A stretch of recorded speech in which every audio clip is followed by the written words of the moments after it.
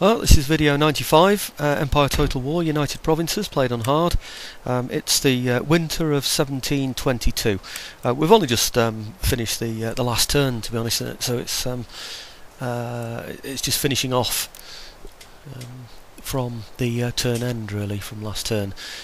These are the troops that we repulsed in Guatemala. I'm just recruiting some horsemen to go chasing them off for next time. Looking out again for that Maratha fleet that I told you about. I don't know where on earth it is. I'm hoping it's going to come somewhere out into the centre of this ocean, but it doesn't seem to be doing at the moment. As you can see, it's definitely winter time, 1722. You can see that in the northern parts of Europe. We took Madrid, if you remember.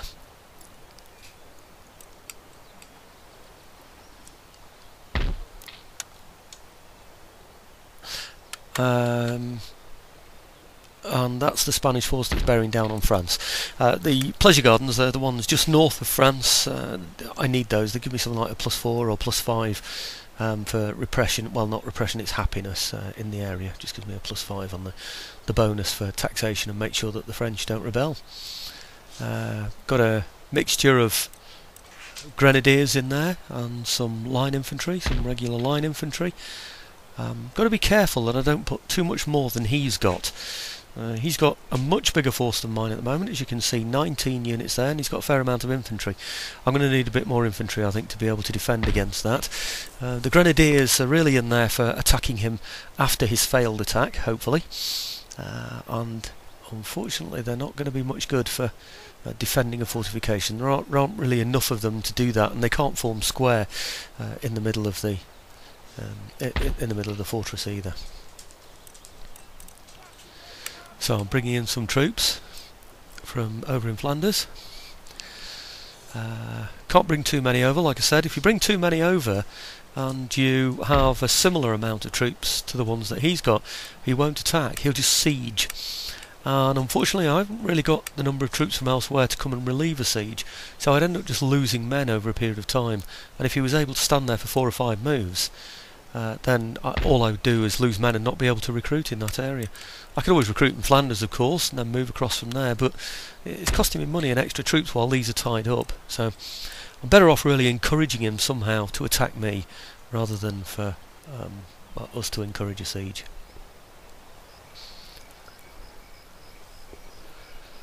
Right, here we are in Madrid. If you remember, we destroyed the buildings in Madrid.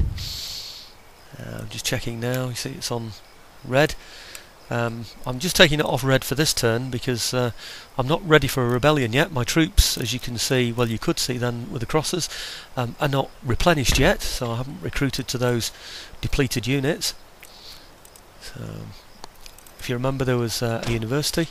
Where the university is, I'm going to build it's a coaching inn that eventually leads up to a pleasure garden, and there are a couple of churches around, Catholic churches, that I destroyed last term when I took Madrid. I'm going to put Protestant churches there instead, in their places. I explained that on the previous video.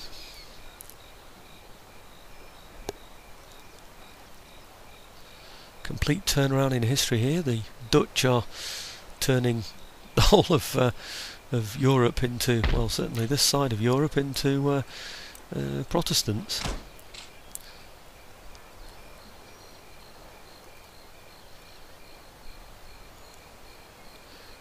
Nice big Spanish fleet you saw off to the south there a moment ago, pretty near Marseille. That's the one I was always a bit troubled by.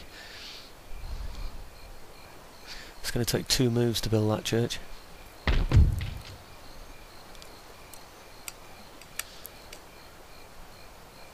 Just double checking. There's no reason why it should, but I thought, well, putting those buildings up or saying that I'm going to build them might tell me what the feelings towards me might be in that area sometime later.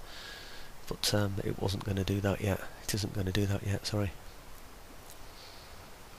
Okay, this is the area that's vulnerable to that Maratha army that's coming with a fleet, and of course I've left it there without anything.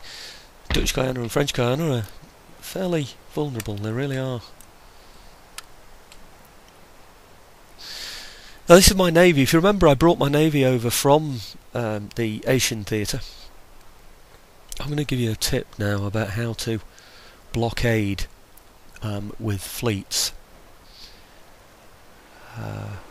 the problem that I've got is that if he were to arrive on the eastern side of the Caribbean, he could move directly into this theatre and attack either French Guiana or Dutch Guiana. Now, Dutch Guiana is where my trade goes from, so it would affect my trade from this theatre. He could land whatever forces he's got, and I don't know how big those forces are, but he could land them there, and I wouldn't have time to recruit enough troops in that area to be able to fight him. As you can see in Dutch Guiana there, I'm recruiting 1 unit of militia. There are no fortresses here or anything. This very much is a vulnerable area. I've left it vulnerable thinking I command the seas. But of course the Marathas tried us in Ceylon.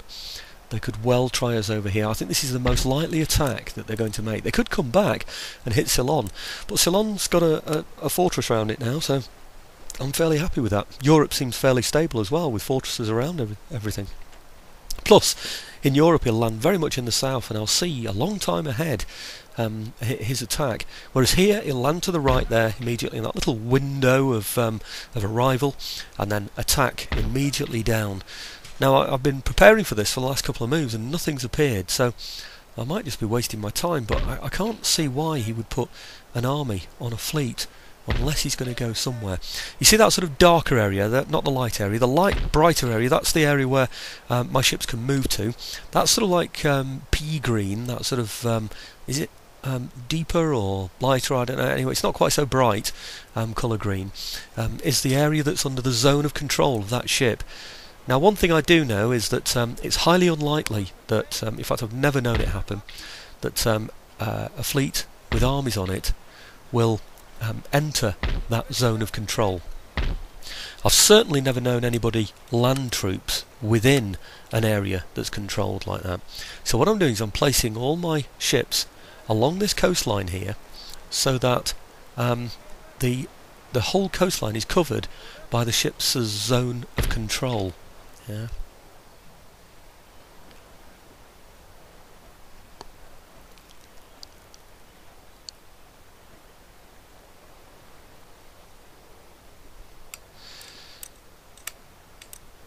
Right, just check the minister, see if we can get rid of the minister, see if we can get something better. Now hopefully this will demonstrate what I mean, because he could arrive straight in that window at the top right there, land anywhere around there, an army of, I don't know what he's got, 10 armies or something on there. Within a couple of moves he could have taken French and Dutch Guiana from me. Dutch Guiana is certainly one of my objectives. I'm not too sure about French Guiana. May well be, actually. No, it isn't one of my objectives. I took it from the French, of course, because it's French Guiana, but I took it from the French because I didn't want them to have a foothold in the Americas where they could attack me easily in Dutch Guiana. That was very, very early on in the game.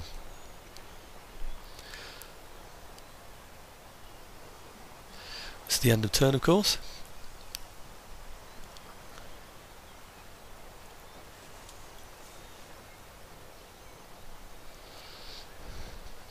Moving over to the summer of 1723, I believe it is. Now, if you remember, this is the best opportunity for Spain to go for me in France. I've taken Madrid from them now. They have an army in France. Yes, here they go. Will they siege or will they attack? They're obviously very confident. They're not even damaging that building on the way in. They think they can win this one. And well, they might. Lots and lots of good regular infantry, plenty of artillery to bash the walls down with and charge the cavalry in afterwards, and also some guards as well, so they might well feel as though they have a distinct advantage here. I've got a lot of dragoons in there. Dragoons are like a horse. Watch me do this. Dismount them. Click on the dismount button, and then put your dragoons, when dismounted, on the walls. So the rear wall, that's the one furthest away from the enemy, I put my dragoons on. I've formed all my infantry in the fort. You'll see the formation that they're in as we go through the battle, but just to spare you the time of watching me put everything in place, I've got the dragoons on the back wall where they're the safest. Other than that, I've got my grenadiers and line infantry, partly out of harm's way so that his artillery can't hit them. Here are the Spanish coming in towards the fortress, and we shall be able to conclude the battle, hopefully, on the next video.